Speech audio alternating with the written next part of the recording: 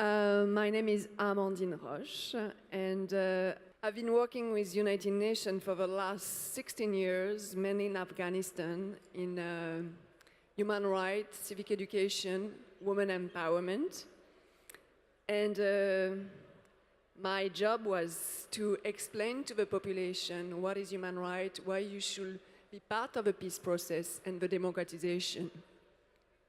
And I guess I was living too long in Afghanistan, and I was evacuated 4 times. The first time was in 2001. I was detained and exchanged by the Taliban. The second time was in 2004. 3 of my international colleagues got kidnapped. The third time was in 2009. 6 of my international colleagues got assassinated. And the fourth time was in 2014. I did face a suicide bomber in a polling station. And because of that, I lost my peace of mind, obviously, and I went to India. And I went to a long, deep meditation and yoga retreat, and I met His Holiness the Dalai Lama.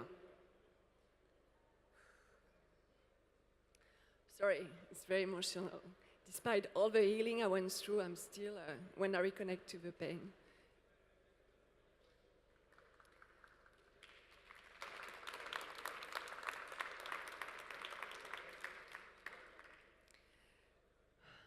So, he was telling us that you cannot bring outer peace if you don't focus on inner peace. It makes so much sense.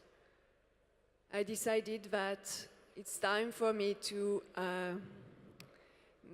meet Ban Ki-moon, the head of United Nations, and have a discussion with him. Because we are head worker, we are not soldiers, and we are sent in Afghanistan, Yemen, Iraq with not a single preparation. So what the world needs now, we need more healer. And because of that, I decided to create the Inner Peace Corps. The Inner Peace Corps is an organization to bring inner peace to the refugees, to the head worker working on the front line, where we bring the tool of inner peace. And I did create the Inner Peacekeeping program because I've been working on peacekeeping operation. And I say, yes, it's good to work on peacekeeping, but it's time to work on inner peace now and to offer and give back to the head worker all the tools I discovered who helped me to heal from my trauma. Because when you suffer of PTSD, post-traumatic stress disorder, depression and anxiety, I didn't know about that, but it's like you are 75% dead. And all these tools help you to come back to life. Your mind, body, spirit are completely disconnected. So I created this program where with a group of experts on mindfulness, emotional intelligence, conscious leadership, neuroscience, meditation, stress management. And all together, we decided to bring this program to the head worker working with Syrian refugees in Jordan, because all of them are burned out. They listen to the story of refugees every day, and they don't know how to digest all the stories. So they keep them, exactly like me when I was in Afghanistan. And if you are a very empathic personality, what the problem is, your body do like a sponge. You just accumulate the story.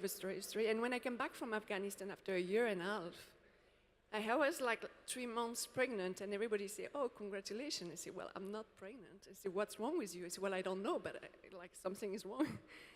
And I heal myself with Ayurveda. Some people knows about Ayurveda? Raise your hand, yeah?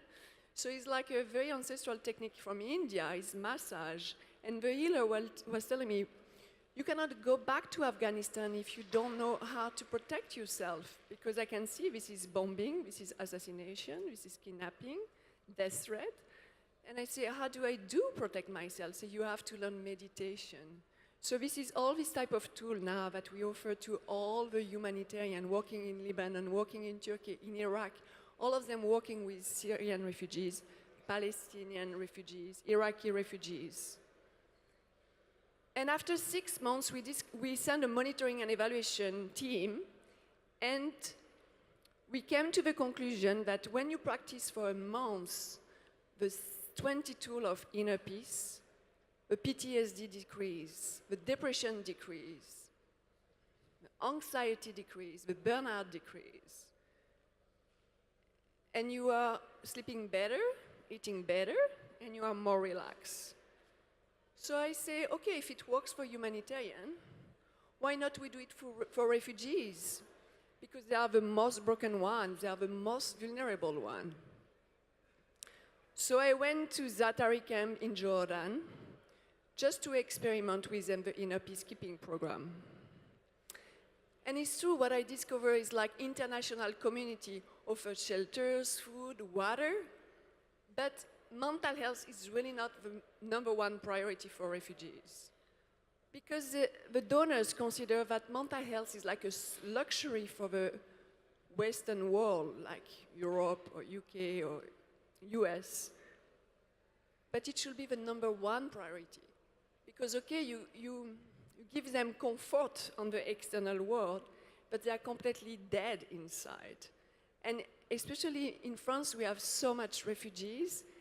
And when I meet them, I observe them, they are not here. The soul left, actually.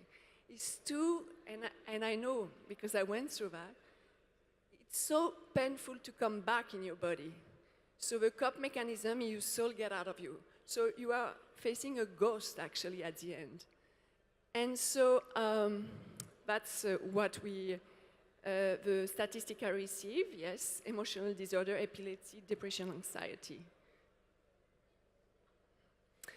And the most vulnerable, of course, are the women and the children and the elders, so we really need to focus on them. So this is all the statistics we receive.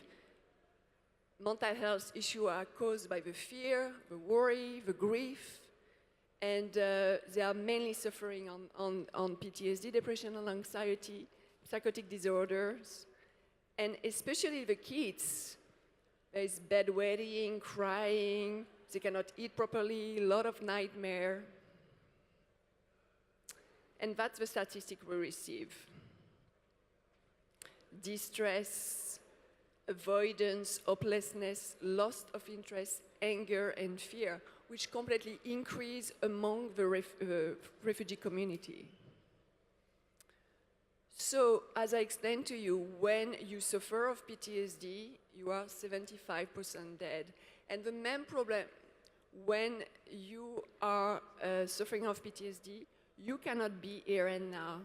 You are always in the past with a traumatic experience, or always trying to think about the future, but mainly stuck into the past. So all this technique really help you to be here and now and come back to the present moment, because the past is over and the future is not yet. And this is what we call as well in neuroscience the amygdala hijack. People knows about that. So amygdala hijack is, for instance, when you got triggered by an event. Let's say you are refugees, you flee your country, you arrive in France, and somebody slapped the door. But when you slap the door, it's exactly the same noise of a bombing. So he got triggered and he ran away or whatever. And that's an amygdala hijack. It's like a coping mechanism where you flee or you fight. And they are permanently on survival mode. So they cannot be relaxed. They cannot rebuild themselves.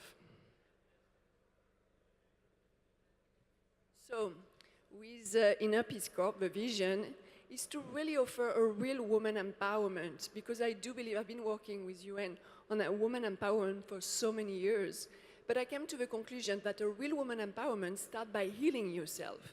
And when you heal the woman can offer all a beautiful gift to the society. It could be dancing, singing, cooking, gardening, whatever. And that's our goal, to build emotional resilience, to heal the invisible wound of war, and restore human dignity. That's the vision. And domain of action, women empowerment, refugees, education, mental health, and also is a type of counterterrorism, because if you help refugees, they're not going to take revenge for what they went through. And this is what we offer, refugees yoga class in a Zatari camp, for instance. I'm just back from Mafraq at the border of Syria, and we just took the time as well to discuss about all the trauma that they went through. It's like a sister gathering, because they never take time with themselves. They never dare to share what they went through. And the simple fact that you just share the experience, you release so much tension in your body. Because the tension is a repressed emotion. And if you don't release the tension, you create a disease. So the simple fact to share among themselves all what they went through, all the trauma is releasing. I mean, not all, but part of the trauma. So all the class. Yes, so all the women who attend the training, they say that they felt better physically, emotionally, and mentally. And they notice improved sleep, relaxation, anxiety, and resilience. And their health become to be better. For instance, one of the women we saw on the picture, she said, when I practice yoga, I do not think about the event I witnessed in Syria. So the vision is this one. We do a pilot project with 50 women Syrian refugees in Jordan, with some partner with UNHCR, NRC, IMC, International Medical Corp, NRC, Norwegian Refugee Council, UNHCR, United Nations, High Commissioner of Refugees, and MSF, Médecins Sans Frontières. And in Lebanon, the same, 20 Syrian refugees, 25 Palestinian refugees. And in France, so now we plan to open in France. So if people are working with refugees in France, please come to visit me, to talk to me afterward. And also the vision is first, we hire mental health specialists. I mean, this is, you can read it, I'm not literary. But it's all the 4 phases of a program, actually, where we just do the pilot project. And after, the vision is to transform a refugee camp into a healing camp. And the 3rd phase is to, once these women are healed, we gave them the tool, actually, to develop their inner gift. So it's becoming like a transformation camp. And the 4th phase, once these women are finally gifted with an artistic skill, like singing, dancing, cooking, gardening, we reinsert them into the society. And it's like a B Corps, because I'm creating right now a digital platform where we offer all the contact of all the healers in all the world and all the artists. And a percentage of their session goes for refugee program. So also if there is people working on coding and product development, please come to see me, because I'm working on that right now. Okay? Thank you very much. If you have any questions, please let me know.